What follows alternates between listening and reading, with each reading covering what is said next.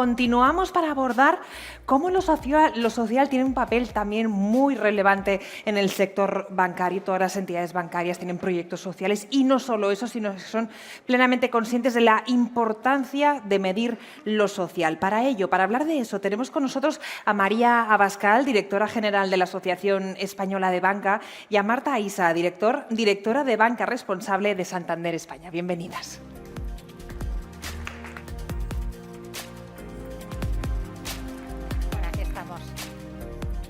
Muchas gracias, Karina. Gracias, Fernando, Ana, por invitarnos a participar en esta jornada. La verdad que es un placer poder compartir y hablar hoy de la S de social, pero en clave de banca. Y poder compartir para ello esta conversación con María, pues nos encanta. Y digo de la S de social en clave de banca porque la realidad es que el sector financiero, sobre todo en el contexto de la anterior crisis, estuvo ciertamente cuestionado su papel.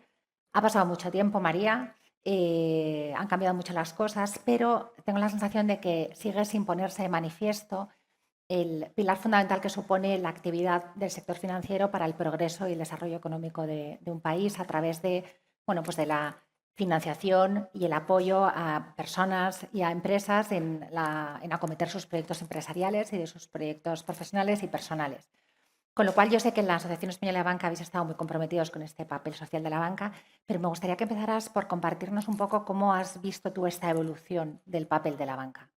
Muchas gracias, Marta. Lo primero, agradecer a la Fundación Seres por contar con la Asociación Española de Banca en esta jornada Radar Seres, que es ya una referencia en impacto social. Y, Marta, es un placer tener esta conversación contigo, que me consta que te dedicas en el día a día al impacto social y a la sostenibilidad. La contribución social de la banca podríamos decir que es amplia, ¿no? Quizás el primer pilar es por la pura función y actividad económica, ¿no? La concesión de crédito pues, para financiar viviendas a hogares, compras de coches o todo el emprendimiento, ¿no? La financiación a las empresas, en maquinaria, en inversión y en nuevos proyectos e innovación. Solo en España las entidades de la AEB tienen crédito concedido de 350.000 millones de euros a hogares para esas compras y proyectos y 250.000 a empresas, ¿no? Por tanto, la banca es un pilar fundamental para que la economía funcione, para que la economía crezca, ¿no? Y además de hacer esa función de apoyar el crecimiento, desde la banca también se busca un crecimiento sostenible y está haciendo una labor muy importante en acompañar toda la transición verde de las empresas. Las 4 principales entidades bancarias el año pasado movilizaron a nivel global 100.000 millones de financiación sostenible pues para acompañar a empresas en esos planes de transición, en esa descarbonización. Están también los bancos reconocidos en los principales índices globales de sostenibilidad. Y en financiar tecnologías limpias, ¿no? Para que esa descarbonización se pueda producir, que muchas veces pues claro, la tecnología tiene que ser también económicamente viable y necesita de esa financiación. Y otro elemento importante de contribución social es la apuesta decidida del sector por la digitalización y la innovación. Aquí quizás la banca entiende muy bien pues, que tiene que completar la presencia física con esta digitalización que comento. Ha invertido la banca mucho en los últimos años y yo diría que es puntera, está totalmente a la vanguardia en digitalización, en nuevas tecnologías y en ofrecer ese valor añadido que el cliente busca, ¿no? Y ya a día de hoy 4 de cada 5 clientes son digitales y más del 70% de las ventas se hacen en el canal digital. Y aquí, pues, para que todos lo conozcáis, ¿no? Yo creo que todos conocéis Bizum, pero a lo mejor pocos conocen que Bizum es un proyecto, es nuestra joya de la corona, que estamos muy orgullosos porque surge de la colaboración entre los bancos españoles, ¿no? Y bueno, pues todos sabéis la comodidad que ofrece para hacer pagos inmediatos, ¿no? Solo utilizando el número de teléfono. Aquí tiene ya más de 27 millones de usuarios, gestiona 30 operaciones al segundo. Otro elemento importante de contribución social es los ingresos que se destinan por parte de los bancos a los gastos de personal. Y aquí tenemos más de 360.000 empleados en todo el mundo, digo los bancos españoles, ¿no? Por tanto, bueno, pues esto es otro impacto indirecto que se desconoce muy bien, que es otro de las contribuciones. Y quizás un elemento fundamental también de contribución social es cómo se distribuyen los beneficios, ¿no? A veces se cuestiona si la banca gana mucho o poco dinero, y yo lo que diría es que esto es que tengamos unos resultados sólidos y robustos es una buena noticia para la economía, porque el tener un sector bancario fuerte, competitivo y rentable es fundamental, como decía antes, para que la economía funcione y de hecho es algo que el supervisor mira muy de cerca, ¿no? Porque sabemos que cuando esto no es así, pues se producen problemas de estabilidad financiera que puede arrastrar a la economía. Aquí, para que os hagáis una idea de los resultados empresariales antes de impuesto el año pasado solo de entidades AEB, 33.000 millones de euros en el año 2023. 10.000 millones fueron a el impuesto de sociedades y si tenemos en cuenta el impuesto extraordinario a la banca y otra serie de tasas como la contribución al Fondo de Resolución Único que está en Bruselas, otras tasas que se pagan al supervisor en Frankfurt, hablaríamos de 12.500 millones de euros, solo las entidades AEB. Por tanto, bueno, estamos hablando de un tercio, ¿no? Me parece que ese es otro pilar fundamental de contribución. Un tercio de estos resultados van a impuestos, al estado de bienestar, a políticas de educación, sanitarias, de redistribución.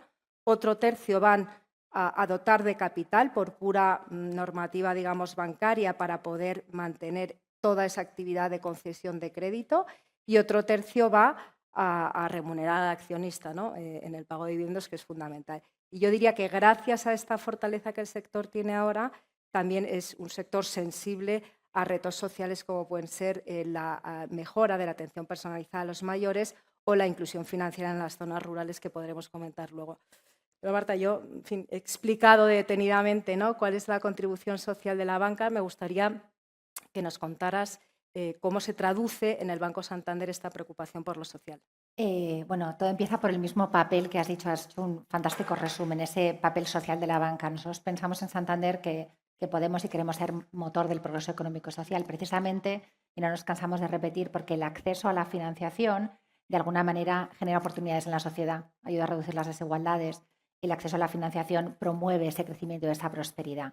El año pasado encargamos un informe independiente a Deloitte que publicamos con ocasión de nuestras cuentas anuales, que de alguna manera intentaba cuantificar este impacto, y lo que este informe decía es que la actividad de intermediación de Banco Santander en España el año pasado contribuyó a generar 58.000 millones de euros, que es el 4% del PIB de este país, y a mantener 1.070.000 empleos, que es el 4% del empleo de este país.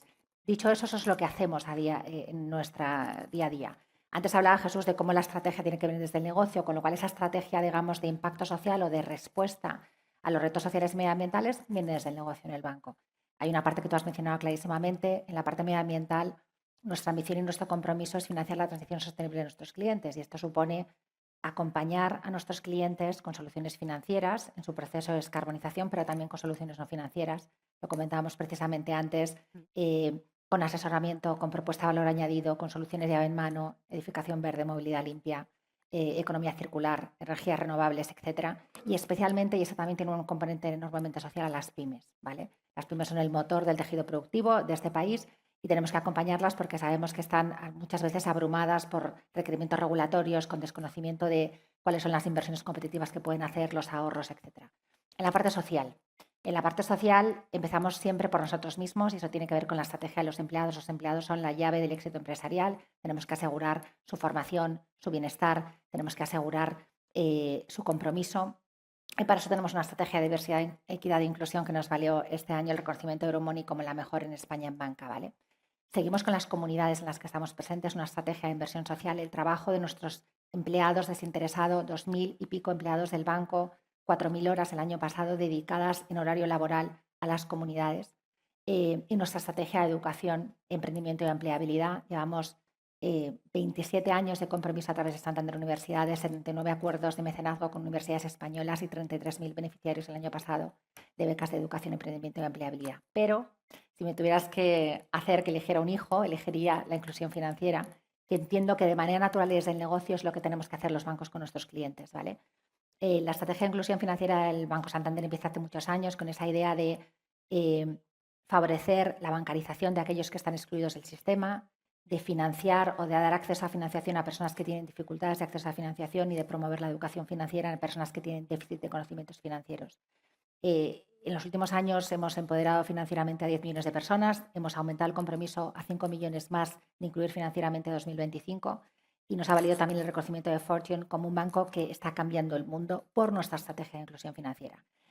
Esa estrategia, y ahí yo te quería lanzar a ti pregunta, tiene mucho que ver con bancarización y con microcréditos. Tenemos plataformas muy potentes en América Latina, Prospera en Brasil, Perú, Colombia, en México tú y yo, pero en España tenemos retos distintos y tenemos de alguna manera que adaptarnos como sector, ¿no? Y los retos, que son muchos, tenemos retos asociados a la digitalización, entonces habla de envejecimiento poblacional, dispersión poblacional asimétrica, cost of living crisis, y en el sector, de esta forma, hacemos inclusión financiera, pero comprometidos con nuestro entorno.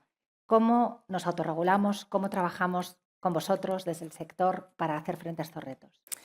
Desde el sector hemos lanzado muchas iniciativas, ¿no?, por la vía de estos protocolos, unos protocolos que son de alguna forma autoimpuestos, es lo que llamamos autorregulación o soft law, porque no hay una obligación legal como tal de cumplirlos, ¿no? Y aquí, pues en los últimos años es verdad que digamos, hemos tenido una actividad intensa desde el protocolo estratégico para reforzar el compromiso social y sostenible de la banca en julio del 21.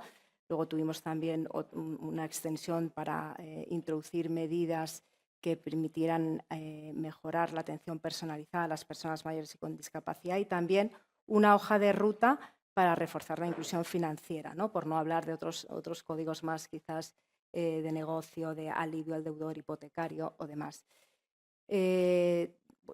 Todos estos protocolos, de alguna forma, no son actividades aisladas, ¿no?, ni ajenas a la actividad económica que mencionaba antes de concesión de crédito, sino que forman parte de un todo, de toda esa contribución social de la banca, ¿no?, a la sociedad en la que vivimos.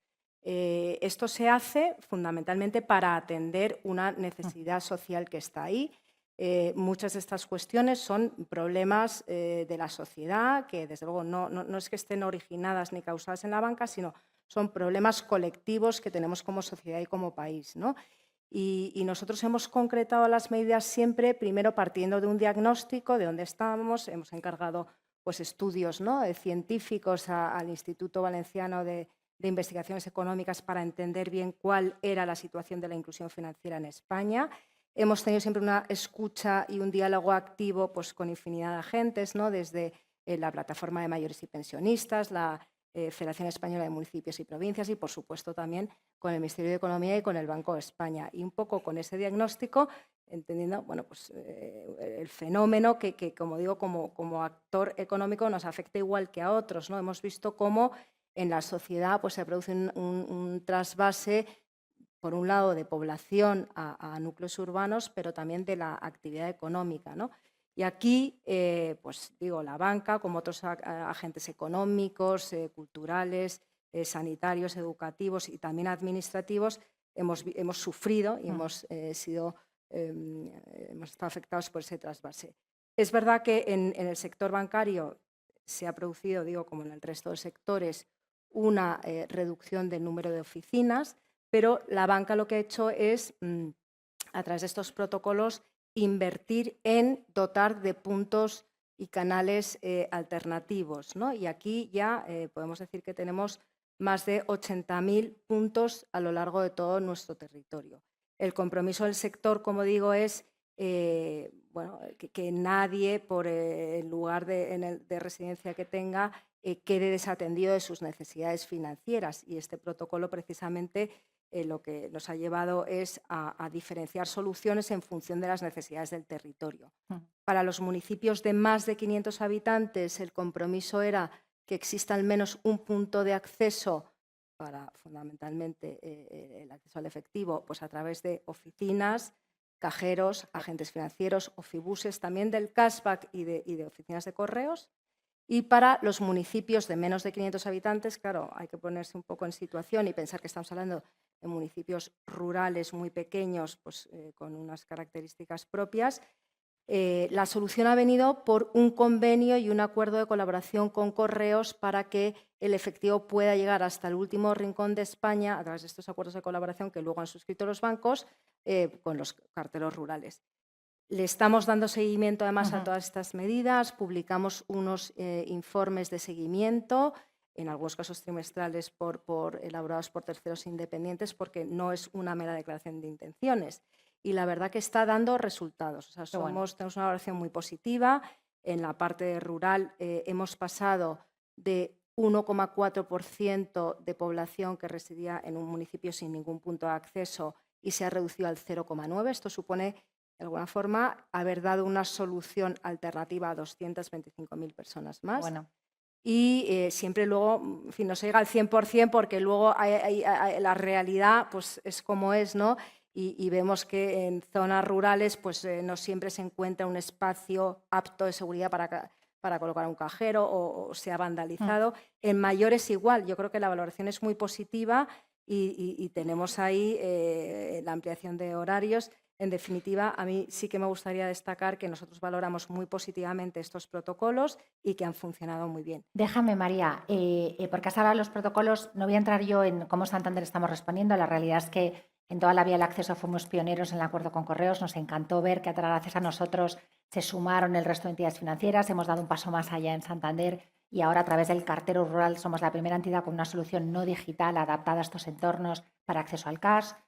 Temas de financiación, pero ahí, y nos queda muy poco tiempo, hay un tema que no hemos mencionado y que me gustaría hablar, que es el tema de la educación financiera, ¿vale? Que es otro de los compromisos. Hablábamos, recordáis, que la inclusión financiera para nosotros es acceso, y lo hemos mencionado aquí, era financiación, que también lo hemos mencionado, pero también tiene que ver con capacitar a las personas para tomar decisiones de manera libre e informada. La educación financiera para nosotros y para vosotros, porque tenemos un programa conjunto que esto es Finanzas tu Futuro y luego Santander tiene un programa propio que se llama Finanzas para Mortales, pero tiene un valor social, yo diría que muy, muy poderoso. Es decir, ayuda a prevenir el sobreendeudamiento, fomenta el ahorro, la planificación, fomenta tener una relación sana con los canales y promueve la ciberseguridad. O sea, de alguna manera es absolutamente esencial y es un valor, de nuevo, para las entidades, pero es un valor para el sistema y garantiza un poco la estabilidad del sistema financiero. Existía y existe un déficit de educación financiera, así nos lo dice el informe PISA, nos lo dicen los análisis de la OCDE, y por eso conjuntamente, de manera individual, las entidades tenemos programas propios. Nosotros este programa que os decía que se llama Finanzas para Mortales es un programa en el que son empleados del banco los que están dando esta formación a clientes. En los últimos 12 años, desde que tenemos este programa, con contenidos adaptados a colectivos específicos, tenemos un programa especial para senior que incide en temas de ciberseguridad de canales digitales. Tenemos un programa, por ejemplo, para niños gamificado en colegios. Tenemos un programa que nos ha valido ahora la medalla del reconocimiento al mérito civil penitenciario para población reclusa, un programa con plena inclusión de finanzas inclusivas. Pero os decía que en estos últimos 12 años hemos tenido 8.000 sesiones, 165.000 personas han asistido a estas sesiones que han dado empleados voluntarios del banco. En este último año llevamos 1.200 sesiones. Eso quiere decir que cada día, en torno a hoy, hay 7 puntos de España donde empleados del banco están dando voluntariamente a sus comunidades y a sus colectivos vulnerables educación financiera con el fin de crear este impacto social que decíamos, ¿no? Y hablo de métricas y hablo de estos 1.200 sesiones o de los 90.000 personas concienciadas que llevamos este año con Finanzas para Mortales, porque la medición es importante y me gustaría terminar probablemente con esto, ¿no? Ahora probablemente muchos de nosotros en nuestras propias empresas estemos abrumados por la CSRD. La CSRD lo que nos permite, la Directiva de Reporte de Información de Sostenibilidad, lo que nos permite es tener un lenguaje común y lo necesitamos. Necesitamos empezar a medir. Nosotros trabajamos en esta línea. Las empresas tenemos que ser capaces de identificar los riesgos, las oportunidades y los impactos negativos y positivos que generamos y focalizarnos en maximizar los impactos positivos, ¿no? Y para eso trabajamos también, y antes de preguntarte a vosotros cómo lo estáis haciendo, trabajamos también con la Fundación Seres y con Huella Social para ser capaces de alguna manera de entender y de incorporar en nuestras decisiones de negocio la comparabilidad de proyectos y, por qué no, de líneas de negocio. En este caso estamos hablando de financiación a clientes, pero incorporar esa métrica, digamos, objetivable y comparable basada en estándares internacionales que nos permita de alguna manera empezar a transitar hacia lo que la regulación ya nos lleva, pero hacia donde nosotros queremos ir un poco más allá y un poco más rápido a través de nuestro trabajo con la Fundación Seres. ¿Qué hacéis en la asociación? ¿Cómo lo estáis impulsando 40 segundos. Sí, nada, nos queda muy poco tiempo. A mí me gustaría lanzar 2 mensajes. Lo primero, agradecer, de hecho, a todos esos voluntarios de banca, ¿no?, que cada vez son más, el impacto que generan en esta educación financiera y en la capacitación digital, que también es muy importante, y tenemos todo tipo de colectivos, mayores, jóvenes emprendedores y niños, ¿no?, en los colegios. Y, desde luego, nos parece que el proyecto de Seres de Huella Social es muy importante porque permite concienciar, ¿no?, concienciar del impacto social a lo largo de toda la actividad empresarial y también nos permite, pues de alguna forma, comunicarlo y gestionarlo, ¿no? Es verdad que quizás el sector financiero es un poquito particular, pero bueno, nosotros le damos mucha importancia, se está trabajando en ver el impacto primero por la vía de los clientes, por la vía de los empleados que veíamos antes y por la vía de las comunidades en sentido amplio, no solamente con empleo y compras locales, pero también con esta aportación fiscal. Nos parece que es un proyecto importante, que tenemos que seguir trabajando y que tiene que avanzar. Bueno, un placer, María. Muchísimas gracias.